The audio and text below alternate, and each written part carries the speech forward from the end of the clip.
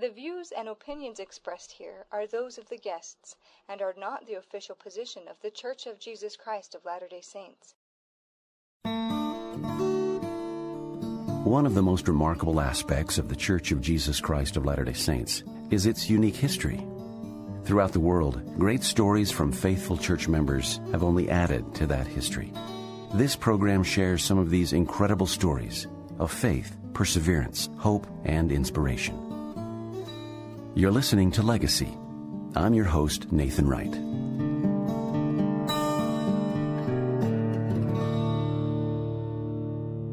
Of the 136 sections in the Doctrine and Covenants, 65 of those sections, or nearly half, were given in Ohio from 1831 to 1837. It was in Kirtland, Ohio, that the Lord revealed the word of wisdom. Kirtland was also the site of the first Latter-day Temple. The time spent in Ohio was a great period of development and spiritual growth for the church. Listeners of Legacy will recognize not only the names, but also the voices of Jenny Lund and Mark Staker of the Church History Department. Mark and Jenny, thanks very much for being here. Welcome. Thank you. Thank you. As a reminder, Mark visited with us previously about Harmony, Pennsylvania, and Jenny gave us some new insights about winter quarters. For those listeners who may be new to our show, will you two please give us a little background about yourself, Jenny, and then Mark? Okay. I've worked for the Church History Department for about 24 years now, for many years at the Church History Museum, and more recently working with historic sites around the country. Very good. Mark? I've worked for the Church History Department for about 17 years, starting out as a curator at the Church History Museum and moving on to historic sites where I do research. Good, thank you. So today we are talking about Kirtland, Ohio. Let's start off with some of the recent happenings and research that's been going on there. Who wants to start?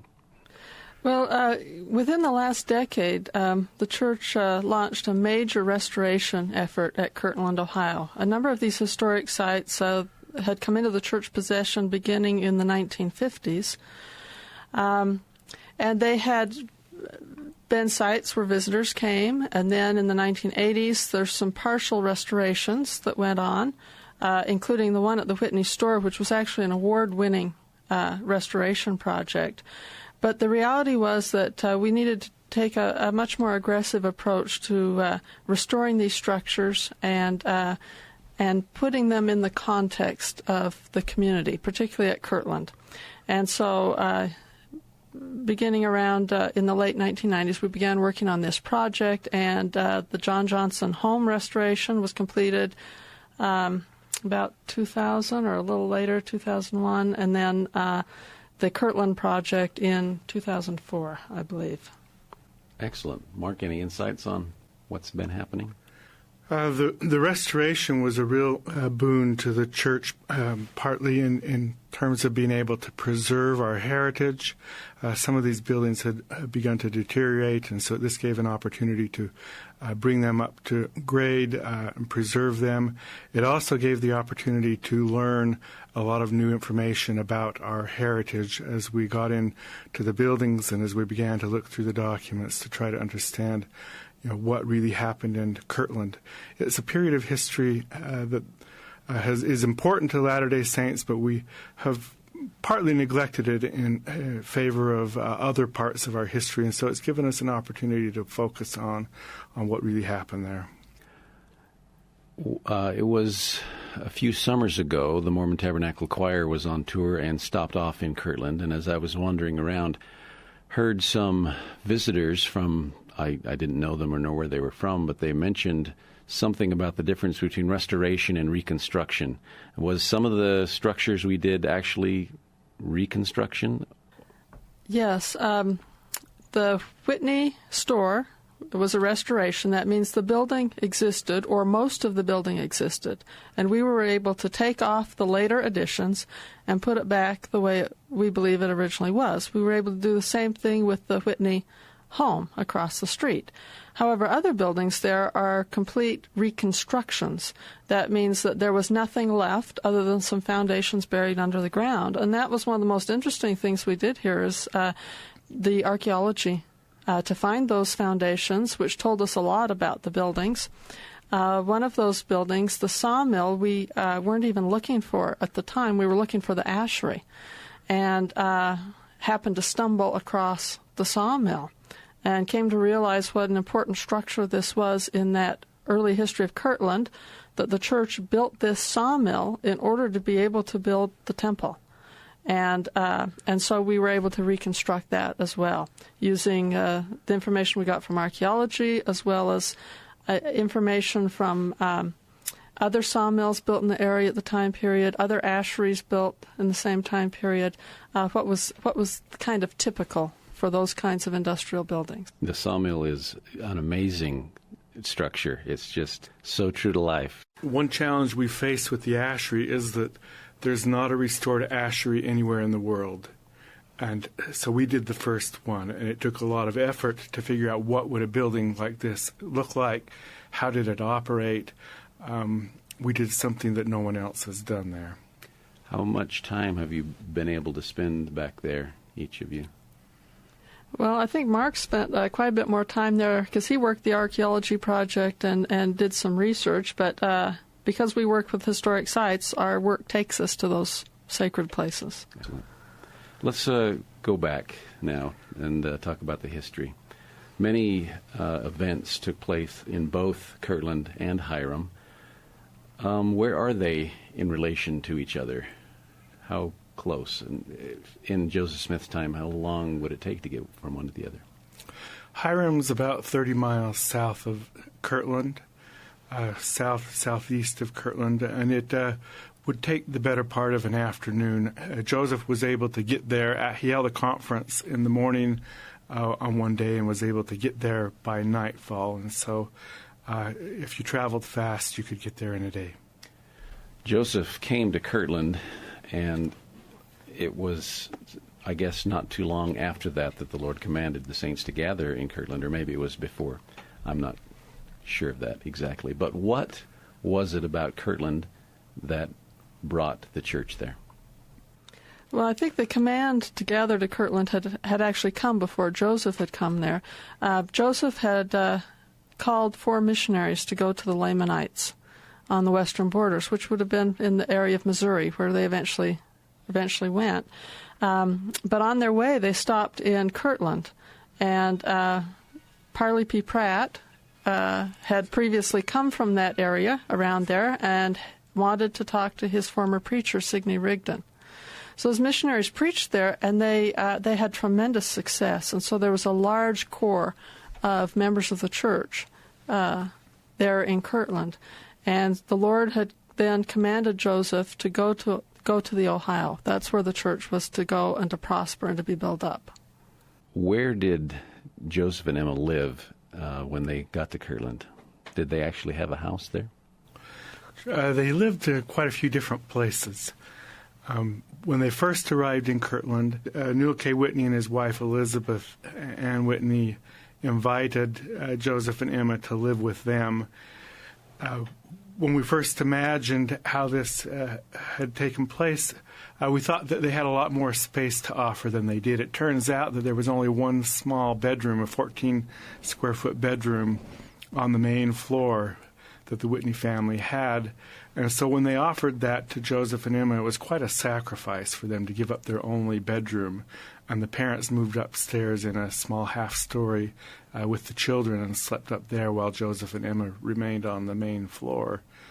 They were there for a couple of weeks. After that, they moved to the Morty farm, where the Lord had commanded in Revelation that the saints build a house where Joseph could translate. And so they lived there for a few months until September of 31, when Isaac Morty sold his farm so that he could go to Missouri. And then Joseph and Emma were without a home again. And at that point, John and Elsa Johnson invited them to go down and live with them in Hiram, Ohio, and that's how Joseph and Emma ended up in Hiram. There was a brief period when Joseph went to Missouri, but other than that, they were down there for a year's length of time, and they moved back up to stay with the Whitneys, and they stayed in the Whitney store. for a couple of years until they got their own home built up near the temple and lived there the rest of the time they were in Kirtland. Do you have some favorite sites in Kirtland? Well, there's nothing to compare with the Kirtland Temple, which is truly a magnificent building. It's when you think about these people who were really quite poor and challenged with building up their homes and farms and businesses, and then at the same time completing this structure, which for that area and time was really quite grand.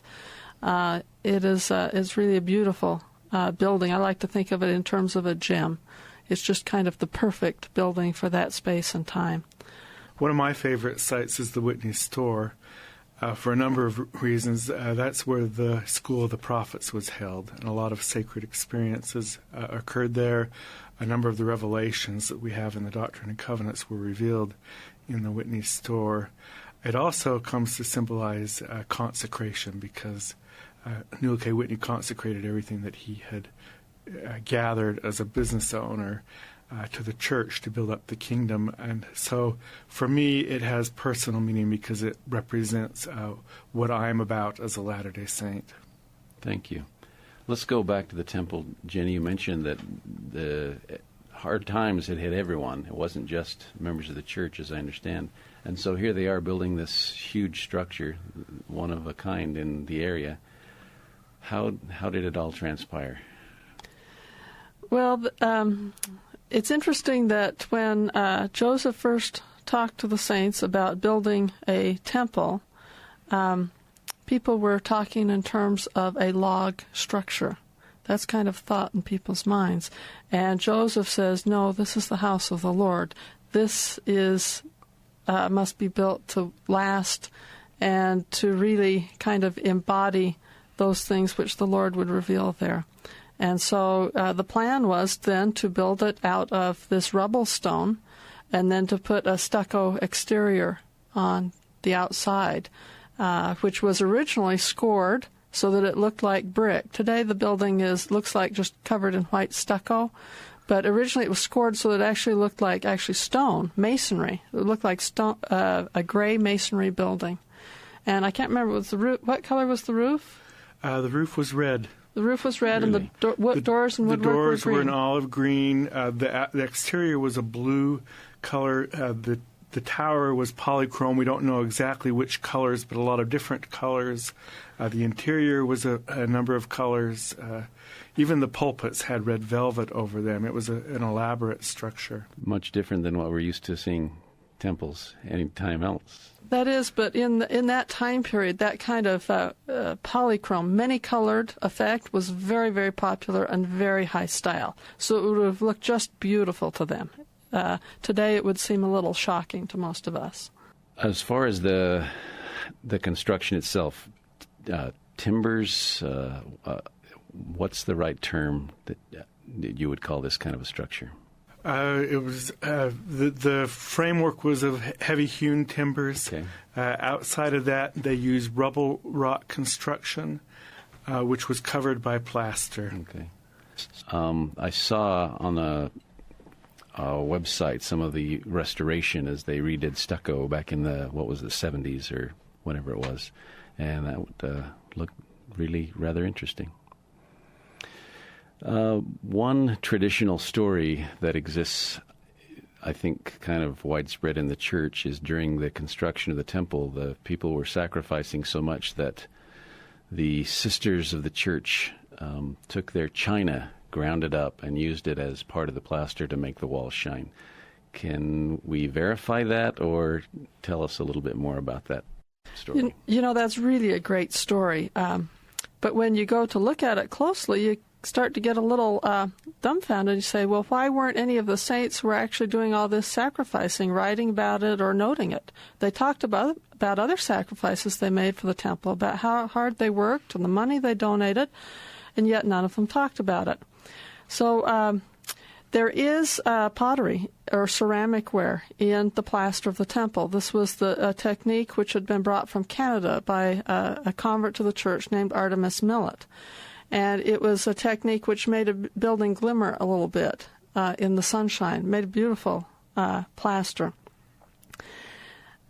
But where did that ceramic ware come from? Well, there are two accounts which tell us that the children in the community were hired to go around to people's garbage heaps and collect the broken pottery and ceramic ware to bring to the temple and to be mixed in the plaster. That story about the sisters donating their very best china, when we tried to track that one down, that actually came from a church member named Cecil McGavin, who was a historian, and he went to Ohio in the 1930s and interviewed a lot of residents there in the Kirtland area, trying to get stories about the Latter-day Saint occupation. And one of these stories that he picked up was this story about the sisters donating their china. When we looked at that evidence, however, the people he interviewed, the oldest people he interviewed, were not even alive at the time. They had been born 20 and 30 and 40 years later. And so they probably saw that china and ceramic ware in the plaster and assumed that it had been donations. But it looks like the evidence leads toward it being broken china, because the saints are, of course, practical. And if you have broken dishware to donate, that's what you do. Can someone give me a background on the Section 89 on the Word of Wisdom, which also took place in Kirtland? When Joseph Smith arrived in Kirtland, he found a group of Latter-day Saints that, by and large, had belonged to a communal organization before, known as the Morley family. The Morley family had drawn on influences from around the region. Daniel Pratt, a relative of Parley and Orson Pratt, had founded a group of Owenites in the area that were religiously motivated, but adopted a lot of the communal ideas of the Owenite communal organization in the United States at that time. They were interested in a good diet and living healthy. So their group apparently adopted a number of these principles, including avoiding drinking tea and coffee and using tobacco and alcohol. They also didn't eat pork and avoided meat in general. When Joseph Smith arrived, he didn't really address those issues other than to say that he was going to eat pork, because he had grown up with that. He didn't have any inspiration on the subject per se, other than some commentary on how that idea of avoiding pork had developed. So the Latter-day Saints just continued to do whatever they had done before. Most appeared to have continued to smoke tobacco, including a lot of Joseph's own family members. We know that his brothers, for example, a number of them used tobacco, and he may well have himself. But as they met in the School of the Prophets in the Whitney store, they began to explore a lot of religious issues, including health issues. One day, Joseph received a revelation on the subject. As he received that revelation and dictated it, he went into the other room where the School of the Prophets was being held and read that revelation to the men in that room. And all of the men there were smoking their pipes but one. I've forgotten the number, 20, 21 men, all smoking their pipes. He read the revelation to them. As soon as they heard it, they stood up and threw their pipes into the fireplace and gave up tobacco. And so that was the initial attempt to live the word of wisdom. It took some time before the Latter-day Saints became good at doing that. One of the traditional stories of that is Joseph's wife, Emma, coming into the room and finding the spittoons and the mess and everything. Is that any part of the history, or is that just another... That's Brigham Young's understanding from other individuals. He wasn't there at the time that the revelation was received, but that probably also played a role, that Emma was concerned about the use of tobacco, but that doesn't explain all of the different answers that they received. They were concerned about health in general and trying to live closer to God. Excellent. Thank you. There were so many revelations that happened, as we've talked about. I've been looking at the Earl Olson document as he chronicles where the revelations came and what the circumstance was, and there's just a small picture of what is considered the Kirtland revelations. Tell me about how these revelations were compiled, how they were received. You know, I think one of the things about Revelation is Latter-day Saints today kind of assume it's a solitary activity, but at least for Joseph, the revelations typically came when he was in a meeting with other people, or when he was translating the scriptures, and usually had at least a scribe with him. Sometimes there was a whole room full of people, and a few of those people left a witness. Parley P. Pratt talked about how he could dictate sentences, yet just dictate a phrase and wait for the scribe to write it down, dictate another phrase, wait for the scribe, and yet the entire thing was coherent when he was finished. Another witness talked about the change in Joseph's countenance when he was overcome by the Spirit and was in the process of receiving a revelation. Mark, do you have other things to add? The Kirtland Revelation book that you mentioned is one of the books where they collected these revelations, kept track of them because they considered them sacred. The Joseph Smith Papers Project, there's the scholars working on that project right now have gone through that book. They've gone through the Book of Commandments and Revelations book, which was another one that collected those revelations, and they've transcribed those and are making that information available to researchers and to members and others interested in them. There's a comment in this document by B.H. Roberts, who said some of the early revelations first published in the Book of Commandments were revised by the prophet himself in the way of correcting errors made by the scribes and publishers. Some additional clauses were inserted to throw increased light on the subjects treated in the revelations, and paragraphs added to make the principles or instructions apply to officers not in the church at the time some of the earlier revelations were given. So it sounds like they weren't immune from a little bit of adjustment. No, they weren't, and you have to remember the principle that revelation and understanding comes line upon line. And the prophet would receive a revelation and produce it in his own words. And as another revelation came in the future, that might improve his understanding a little bit.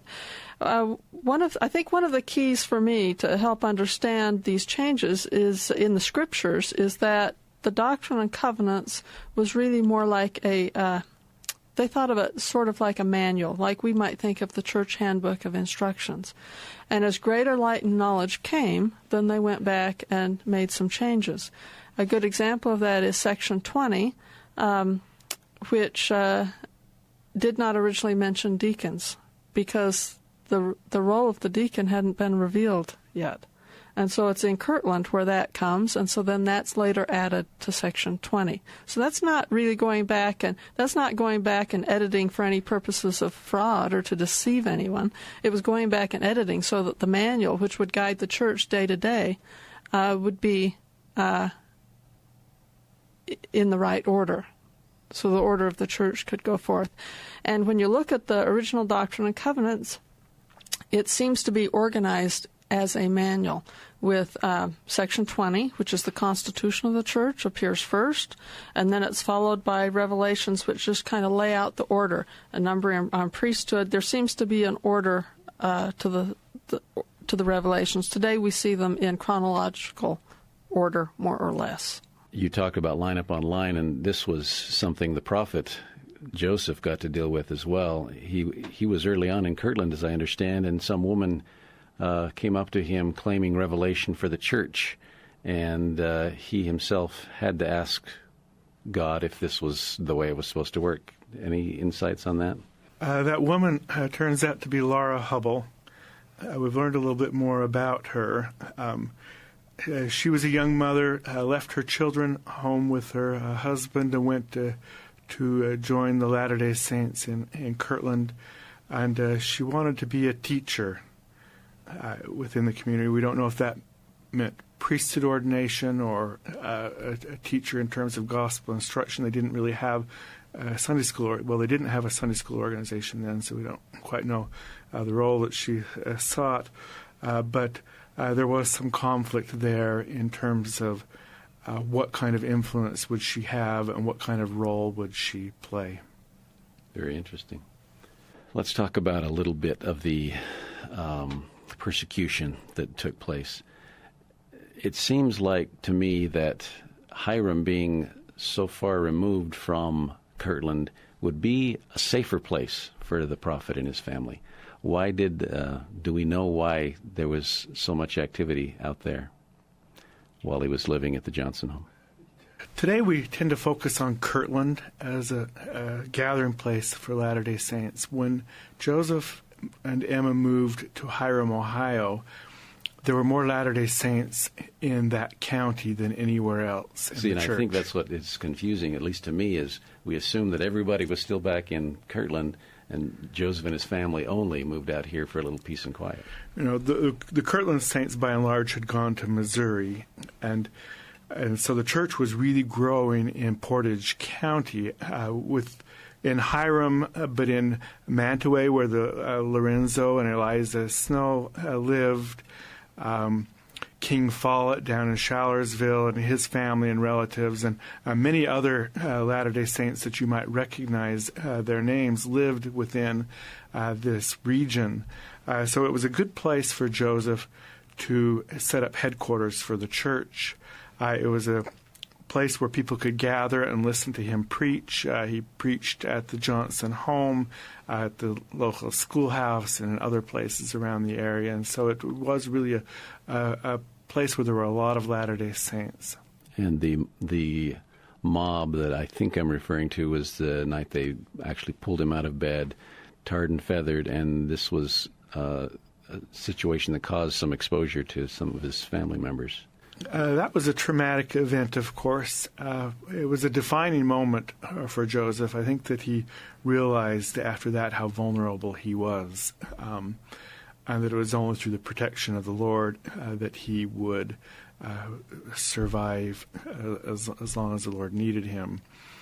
There are a lot of factors involved in trying to understand what happened that night. Why did people feel that they needed to go and try to kill Joseph? Because it ultimately, for a number of those individuals, it was an attempted murder. They were out there trying to kill Joseph. And there were a lot of different factors. I mentioned that there were a lot of Latter-day Saints in that area, and many of them were gathering together during that month and the previous month, discussing going to Missouri.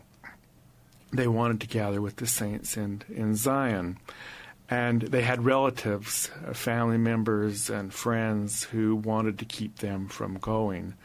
And some of these people were anxious to come up with a solution to do that. At the same time, they were receiving a lot of new revelations. 17 revelations were received in Hiram. Many of those had already come. And the church was becoming a different organization than it had been when they joined. When most of these people in Portage County joined the church, it was you had the Book of Mormon, which had new doctrines and new understanding, but the church itself was very familiar to them because organizationally and a lot of the teachings still drew from what they were very familiar with. Now you have a shift in understanding that made some people upset or uncomfortable. And these things combined together with perhaps other factors as well that influenced a number of individuals. We don't know exactly how many, but eyewitnesses say at least 20, some say as many as 50 men joined together to attack Joseph Smith and Sidney Rigdon. They attacked them in the middle of the night. It looks like it was towards morning time when they arrived, and some of the men attacked Sidney Rigdon, and the rest went to Joseph Smith and pulled them both out of bed and took them down the road a ways to where they tried to pour aquafortis in their mouths. Aquafortis is nitric acid, which would have killed them if they had been successful. And as a matter of fact, Heber C. Kimball and a couple of other individuals say that Joseph Smith died during that attack, that he had an out-of-body experience where he was able to look down upon himself, but went back in to his body and continued to go through the experience and eventually recovered. So it was quite traumatic. As a matter of fact, we typically think of Joseph as having gotten a tooth chipped that night because one of Joseph's associates said that his tooth was broken, but it was broken out. There are a number of eyewitnesses who say that he was missing a tooth. As a result of that event, he had a little bald spot that he combed his hair to hide for at least years after, if not for the rest of his life. And his side was severely injured in the process that years later he still remarked on that injury affecting him. So it was a very traumatic experience for him that nearly took his life if it wasn't for the protection of the Lord. It just seems so interesting, the polar opposites that Kirtland provides looking back, with the revelations and the manifestations on this side and so much of the persecution and the falling away on the other side. What can we learn from all of it? Kirtland's a significant period of church history. I think that we learn a number of things from the experience. One is that the Lord watches out for his saints, that he is concerned about our well-being and our welfare. He provides revelations through his prophet to give us direction, guidance, and comfort. But we also learn that there's opposition in all things. And Joseph was no stranger to opposition. He encountered it from the very beginning of the Restoration. But a lot of his followers who joined the church and gathered in Kirtland, this was a new experience for them. And so it was really a learning experience for the entire church. There were, for example, serious debates as to how they would respond to opposition. They expected a mob to come into Kirtland to attack the members, and they organized in small defensive groups. So these were real struggles as to how do we respond to persecution, and they needed to sort that out in Kirtland. So as far as the church's presence there today, if a visitor wants to go, Jenny, can you tell us exactly what they can expect to find? Well, a visit to Kirtland today, we recommend that you start at the LDS Visitor Center, which is down in what's called the Flat, kind of at the bottom of the hill. And there you can watch a movie that gives you a really good overview of Kirtland's history, and then visit a number of the historic sites. The Whitney home, where Joseph and Emma first went. The Whitney store, where they later lived and where Joseph received quite a number of revelations. See the Ashery, which was Newell K. Whitney had built that ashery or was operating that ashery, owned it, and he consecrated that to the United Firm so that that could help pay for publishing efforts and buying of land and the building of the temple, and the sawmill, which is also another part of that temple story. Not too far from there, about a mile down the road, visitors can also stop at the Morley Farm, which has a couple of historic markers which tell some of the experiences there.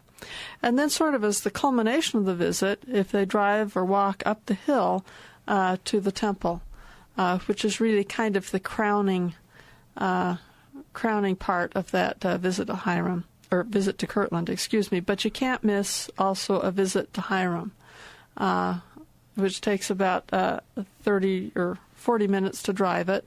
And there are, I think a lot of saints don't go there because it's so far away. But that's the building where we think more revelations were given than any other single place in the history of the church. It's a place of great revelation and this great tragedy that happened to the prophet in the tarring and feathering. So that one should not be missed either. Any parting thoughts from either? When I think about Kirtland and try and put it in the big picture, the way I like to think of it is the experience is in New York are really kind of the cradle of the Restoration or the infancy of the church. And I like to think of Kirtland in the terms of the schooling, the school years, the learning the basics, the very essential revelations starting to be given. People make a lot of stumbles as we try and work through what God's plan is for His kingdom upon the earth. But it's and then it's all crowned by the temple there on the hillside. So I like to think in terms of that schooling, and then moving on to some of the other experiences. I guess maybe Missouri's the adolescence, or perhaps, and Nauvoo the college years. For me, I see that Joseph Smith, throughout his life, struggled to make sense of Kirtland. Even the very last night of his life, as he lay on the floor in Carthage, sleeping, he dreamt about the Kirtland experience, and he described it as a vision where he was back in Kirtland, looking over his farm. His barn was in shambles. The doors are missing, the floors up, and people are fighting over it.